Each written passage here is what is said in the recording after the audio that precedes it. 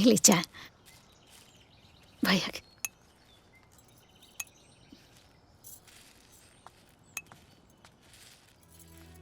दीदी चाय।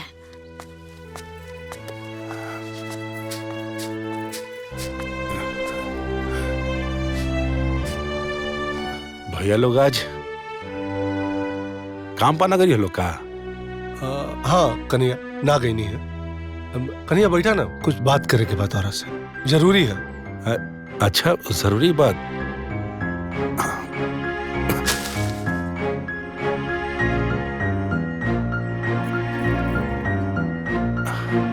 हमरा से बात करे के बा? ऐसा कौन बात बा जेकर खातिर वो लोग काम पाना गई नहीं है? हमने देख रहा बानी कि तू इतना बढ़न खेती अकेले संभाला तारा, इतना मेहनत करता रहा, परेशान होता रहा। ये सब देख के बाबू हमनी के बहुत तकलीफ होता है। अरे भैया में तकलीफ वाला कौन सा बात बा? अब तो हम अकेले भी नहीं खी, राधिका हमारे साथ दवतरी। जानता नहीं, अब तो खेत के मेड़ भी बना लो तरी कुदार से, ट्रैक्टर खुद चलावा तरी, पंपिंग सेट भी चालू कर लो तरी। अब तक यह बात के तो तकलीफ बा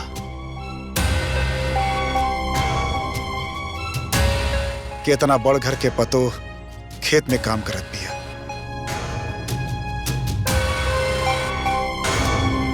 कुदाल चलावत बिया, खेत जोतत बिया। इस सब से हमन के बदनामी होत बा। भैया में बदनामी वाला कौन सा बात बा? और आदमी का अपन काम करे में कैसे शर्म होके के चाहिए? लोग बाकी तक कामे है बोलल, वो तो बोलबे करिए सन। हमने का अपन काम करब जब बस। बाबू खाली अपन काम ना करता रहा, तू हमनियों का काम करता रहा, तब यही से सब कहा था। तब हमने एक फैसला लेने। फैसला? कैसन फैसला? बंटवारा का। बंटवारा का।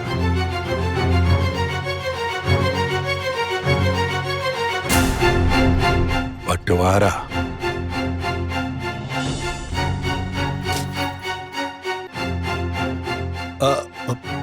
जब बाबू बोझ ज्यादा होला ना तो ओकरा के बांट दिया जाला, ताकि एक इंसान पे बोझ कम पड़े। इससे हमने चाहता नहीं कि खेती का बंटवारा हो जाए, ताकि तोरे ऊपर कम बोझ पड़े। हाँ कन्हैया, खेत के 3 टुकड़ा कर देहल जाए।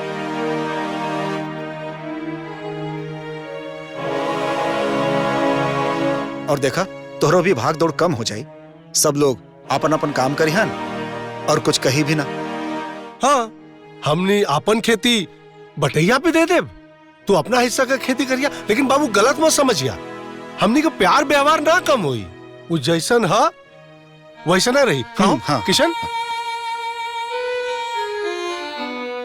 भैया, ये अब सबके आखिरी फैसला है का? हाँ।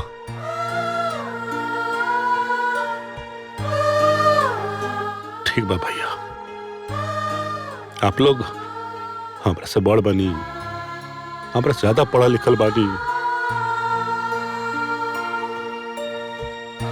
हमरा से ज्यादा दुनिया भी तो देखले बानी।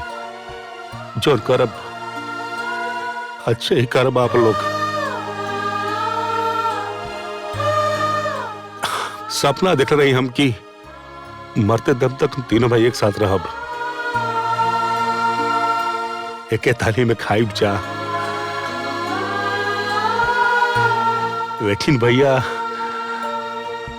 सब सपना पूरा भी तो ना होकेला।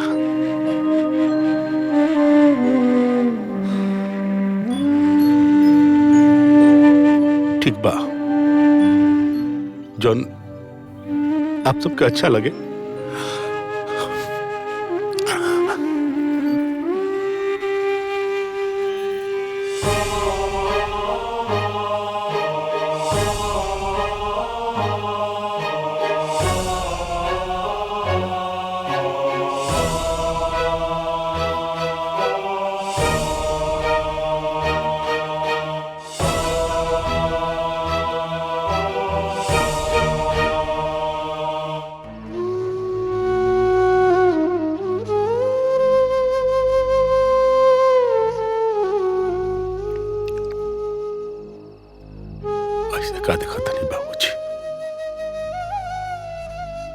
बंटवारा तो भैया लोग कैले बा लोग ना।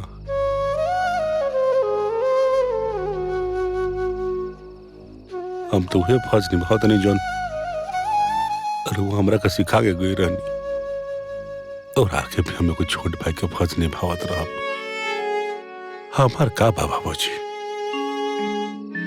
घर के जगह चौपड़ी मिली ना, हम उहे में रह ले। खेत के जगह बंजर जमीन मिली ना तो ओकरा भी जोत लेब। हम जी लेम बाबूजी, लेकिन अपना भैया लोगों से कबो कोनो शिकायत ना करो, कबो शिकायत का मौका ना दे।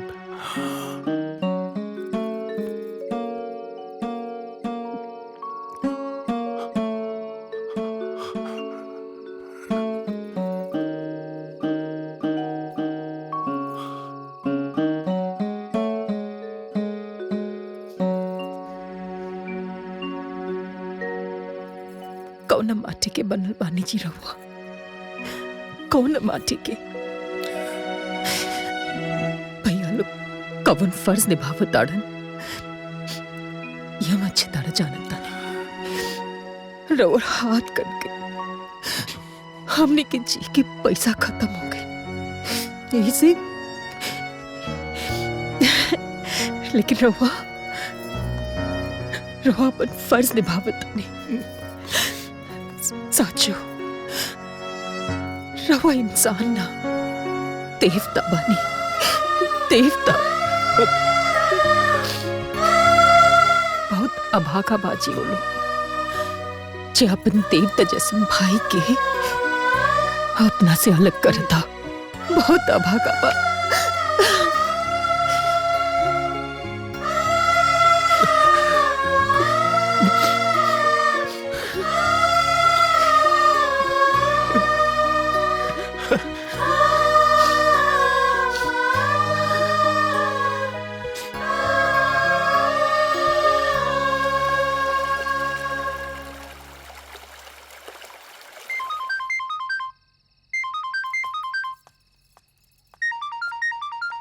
छोटका भैया। हेलो भैया। भैया ना, तुम्हार भाभी। भाभी का बात बा, काहे रो ताड़ू? यहाँ बंटवारा होता स्वाति। भैया लोग हमनी के अलग करत आड़न। का? लेकिन काहे? पता ना, हमके कुछ समझ में नहीं के आवत कि हम कहाँ जाए। तुम्हारे भैया के हाथ कटा गए, हमने के बेसहारा हो गई बानी स्वाति। के बनी हमने के सहारा, बतावा। चुप हो जा भाभी, रो मत। भैया कहाँ बाड़े? वो बाहर गई हवन, बड़ा दुखी बाड़न स्वाति। खाना तक नहीं के खाइलन हम। बिहाने पंचायत जुटे वाला बा। अब तू ही बतावा हम कैसे समझाई तोहर भैया? कहाँ कही उनका से? रो मत भाभी, चुप हो जा। हिम्मत से काम ला और भगवान पे भरोसा रख, कुछ ना होए। और भैया के समझावा। हमके तो खुद समझ में नहीं के आवत कि हम उनका से का कही। जब वो बिलक बिलक के हमसे पूछत रहन कि राधिका साचो हमार घर बार 3 हिस्सा में बटा जाए, खेत सब अलगे हो जाए। अब तू ही बतावा स्वाति, हम उनका से का कही, कैसे भरोसा दिलाए?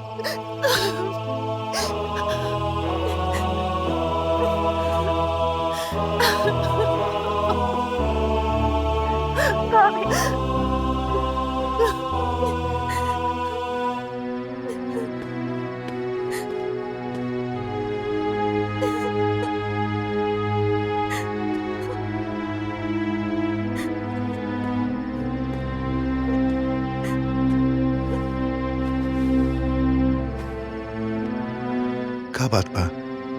ऐसे काहे रो रहल बाड़ू? केहू कुछ कहलस का? राधिका भाभी के फोन आयल रहे। बड़का भैया लोग बंटवारा की बात करत ताड़े। कहा? कन्हैया भैया के वो लोग अलग करत ताड़े। देखनी है ना, वो दिन कितना विश्वास दिलावत रहलन। कन्हैया भैया के सहारा बने की बात करत रहलन, और आज खुद कन्हैया भैया के बेसहारा करत ताड़े। अच्छा, अब तू का चाहता रू? कौन बहन चाहे कि ओकर भाई अलग अलग रहे? कौनो भी बहन ये चाही ना कि जब भी वो अपना नैहर जाए तो सगरो भाई एक साथ बैठल मिले, एक दरिया में खात मिले। अब बतावा। अरे हमार प्यारी पत्नी, कोनो भी समस्या के समाधान रोला से ना, ठंडा दिमाग से बैठ के सुसला से मिलेला। हमरा पास एगो तरीका बा। हो सकेला कि तोहर भाई लोग के घर फुटला से बच जाए। हमार बात ध्यान से सुना।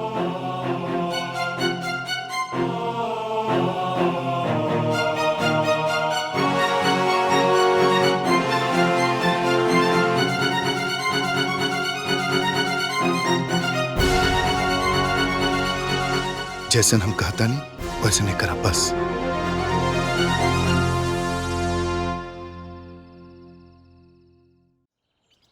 भाई लोगन,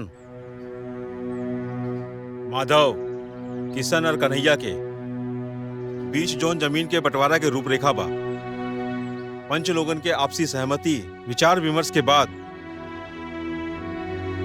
और न्यायपूर्ण ढंग से ई कागज में लिखा गया बा।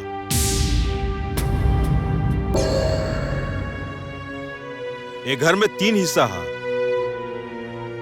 और जोन रोड के किनारे 6 बीघा जमीन बा ओकर 3 हिस्सा, और 27 बीघा जोन जोत के जमीन बा ओकर भी 3 हिस्सा बाकायदा नक्शा के साथ एक कागज में दर्ज बा।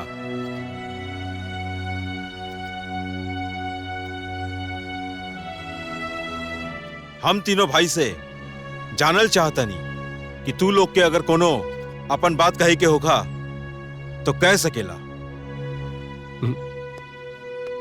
ना मुखिया जी, हमने के कुछ ना कहे। रहुआ के जब उचित लगे वो फैसला ली। फैसला सुनवला से पहले हम कन्हैया से कुछ पूछल चाहतनी। काहे से कि कन्हैया सबसे छोट बाड़न। काल के ई और चाहे जनता कबो ई ना कह सके कि हमरा सते नाइंसाफी भइल बा। बोला कन्हैया, तारा के कुछ कहे के बा?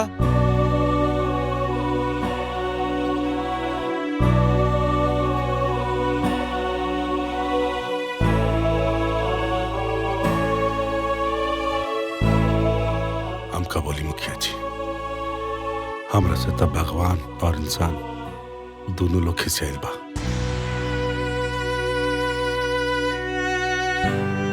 भगवान हमार हाथ काट दिलन और इंसान हमरा से भरोसा और रिश्ता के डोर तोड़ दिलन।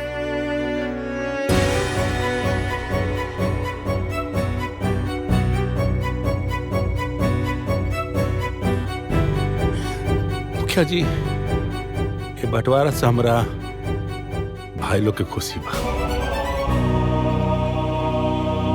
हमरा बिल्कुल नहीं के। हमार का बा, हमरा तो भैया लोग के खुशी से जोन भी मिली ना, हमरा खती बहुत बा। हम वही में संतुष्ट बानी, जो ये लोग के अच्छा लगे वह करी। भरोसा रखा कन्हैया, फैसला उहे होई जोना में सबके खुशी होई, और पूरा फैसला ई कागज में लिखल बा।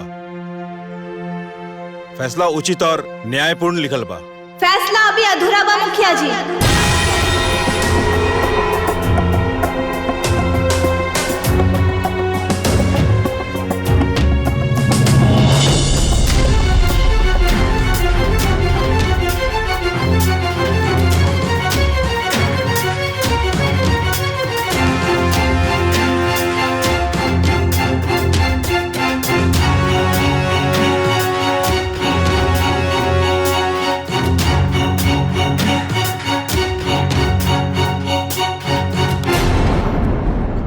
कागज फिर से बनी मुखिया जी, न्याय फिर से हुई।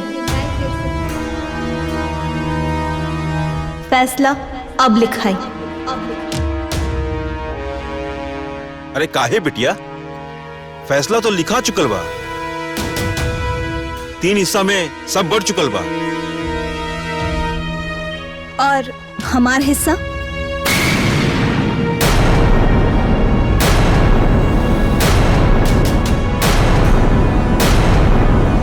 तोहार हिस्सा? अरे तू तो बिटिया बाड़ू, तोहार हिस्सा कैसन? काहे? अपना माता पिता के औलाद खाली इहे तीनों जन हवन। हम ना है, हम वो है ओ लोगन के चौथी औलाद।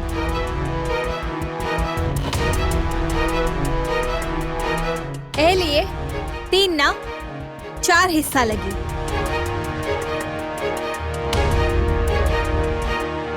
बेटी मुखिया जी, शायद आपके भारत सरकार के कानून मालूम नहीं है। भारतीय संविधान के तहत एगो नया कानून बनल बा, जौना में भाई के बराबर बहन के भी हिस्सा मिलेला।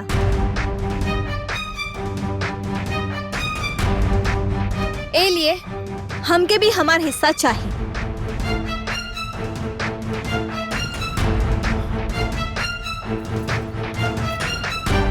लेकिन समाज में एगो ये नई परंपरा चालू हो जाई कि हर बहन अपन भाई में हिस्सा मांगे लगी। बिल्कुल मांगे की चाहिए मुखिया जी। जो ना बहन के भाई लोभी, लालची, मक्कार और फरेबी होके,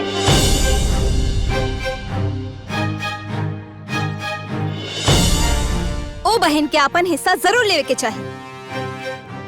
स्वाति, ये लोभी लालची मक्कार का कहा तारू? ऐसन का कहले बानी हमनी? हमारा शादी के समय के फरेबी, कन्हैया भैया के जिंदगी और मौत के समय के मक्कारी।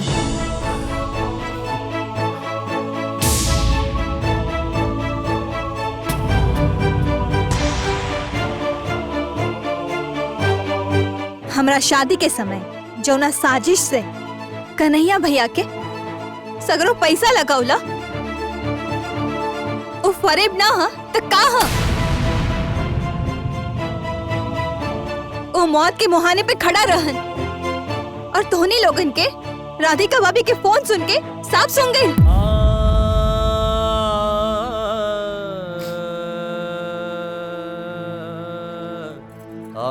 हॉस्पिटल देखे तक ना आइला। ई मक्कारी ना हा तो का हा भैया?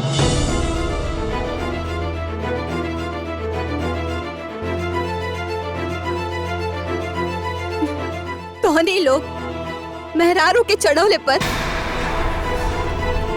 इतना नीचे गिर गईला कि ममता, प्रेम, भाईचारा सब भुला गईला। अरे भैया, महान बने के मौका बार बार ना मिलेला।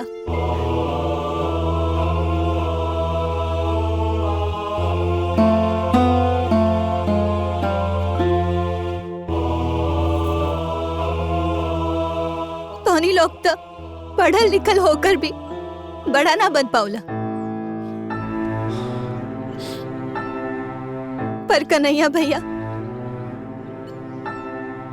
छोट होकर भी महान बन गईले।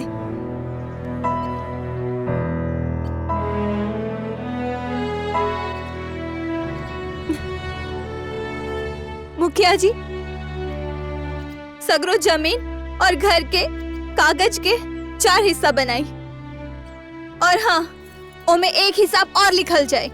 उ कहा? हमरा शादी में अकेले कन्हैया भैया के पैसा लागल बा, उहो 15 लाख। ओ पैसा जोन बाबूजी कन्हैया भैया खातिर देले रहलन, ताकि उनके सुख दुख के सहारा बने।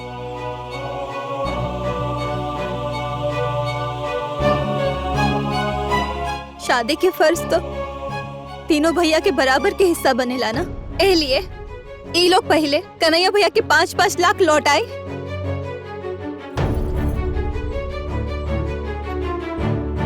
तब हिस्सा के बंटवारा हुई, ओहो 4 हिस्सा में।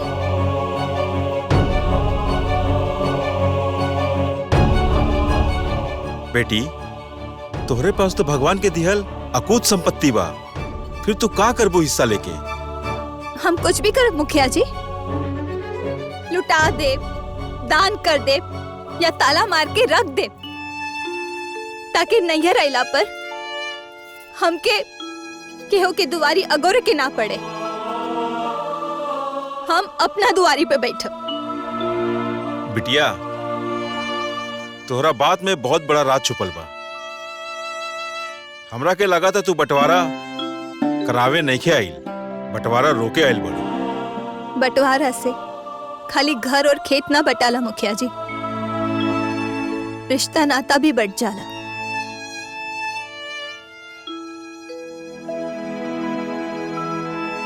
खास करके भाई बहन के रिश्ता। कौनो बहन अपना भाई लोगन से हिस्सा मांगे ना आवेली।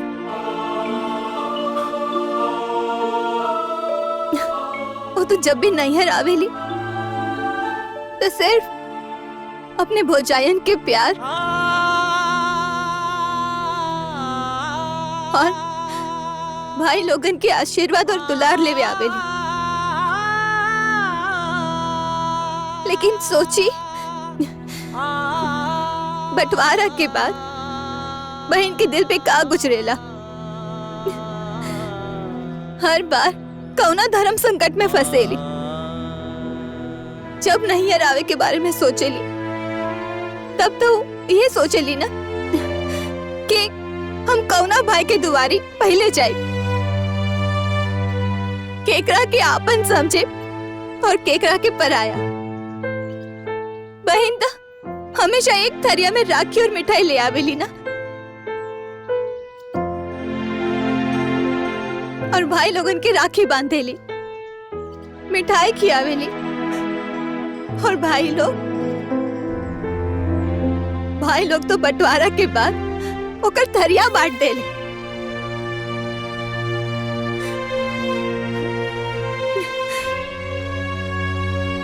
हम अपन बड़की भाभी से कुछ पूछे के चाहता नहीं।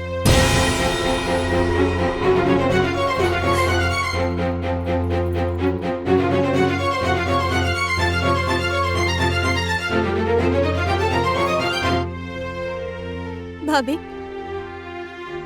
तोरे भी तो 4 भाई बड़े ना, फिर तू का चाहता रू कि तोरो भाई भी अलग ही हो जाओ?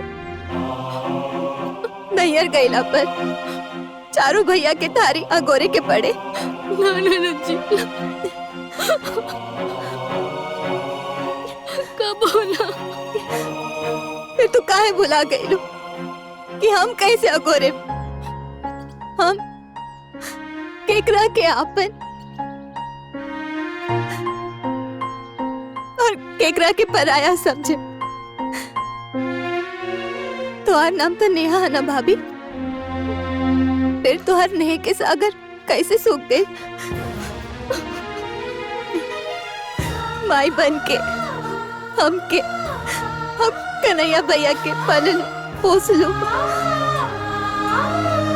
फिर तोरे ममता के दीपक कैसे बुता गए भाभी? और प्रीति भाभी, तू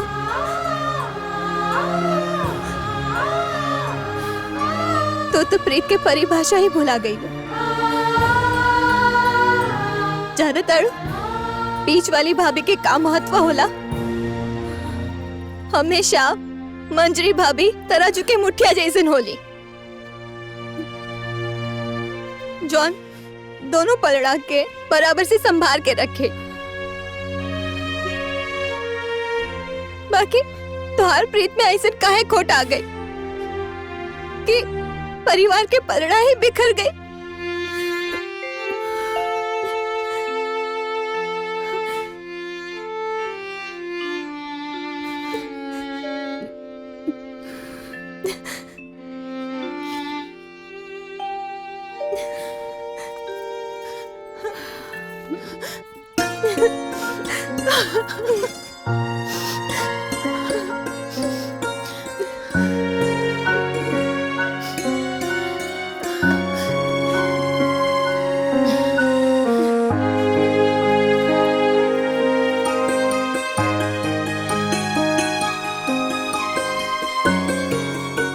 भैया रावण तक केहू भी बन जाला,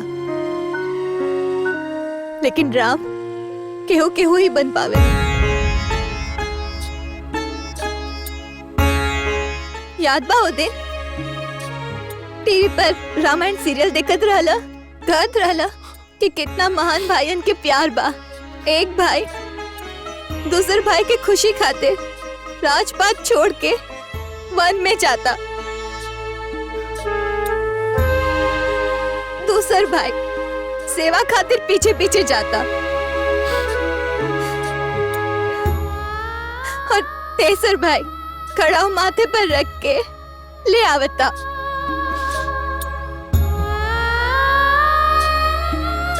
ओ दिन तोरे आँख से आंसू ना, भाई खातिर एगो भाई के प्रेम बाहर आवत रहला।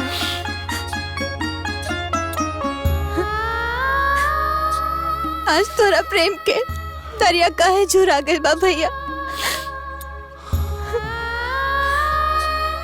देखा ना आज तोहार लक्ष्मण अपाहिज बन के तोहार दुआरी खड़ा बा। आज ओके राम और भरत के सहारा की जरूरत बा।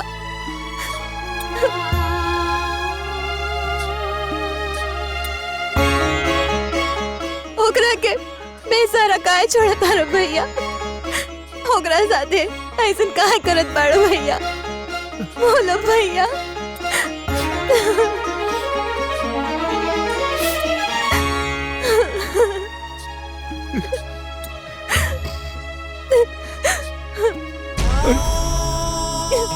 ना सोती ना रे बहन,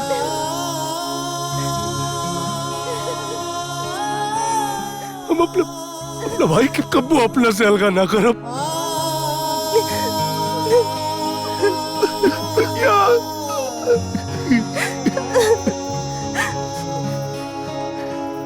ए बाबू ना, हे मोरलाल मत रो बाबू, मत ही फेर आ गए रहे। छुटकी हमने के माफ कर दो। ना दीदी, रवा हमार बड़ बहन जैसन हई, रवा हमसे माफी मत मांगी, मत मांगी।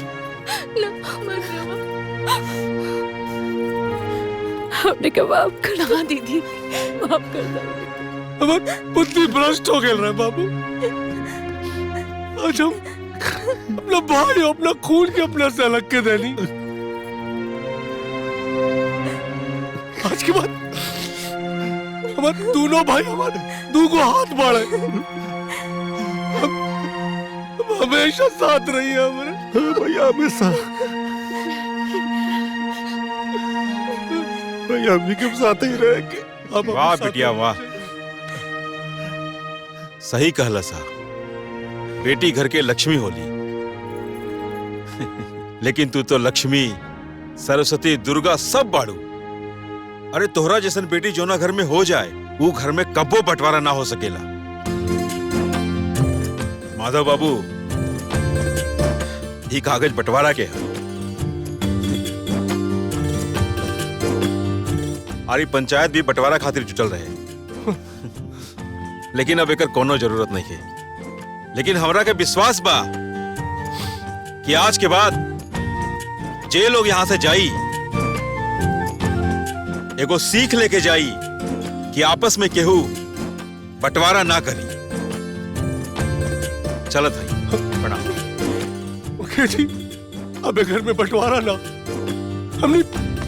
हमने तीनों भाई एक दूसरे का सहारा बन के रह जाई। वाह, ठीक बा। ए, चला लोग।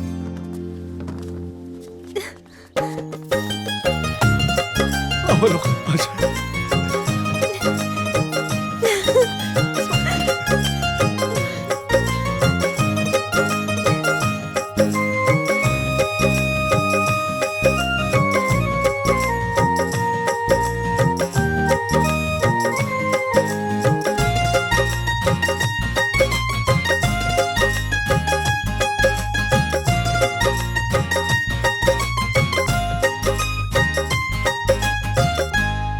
आपन पसंदीदा फिल्म देखे खातिर डाउनलोड करी दंगल प्ले ऐप।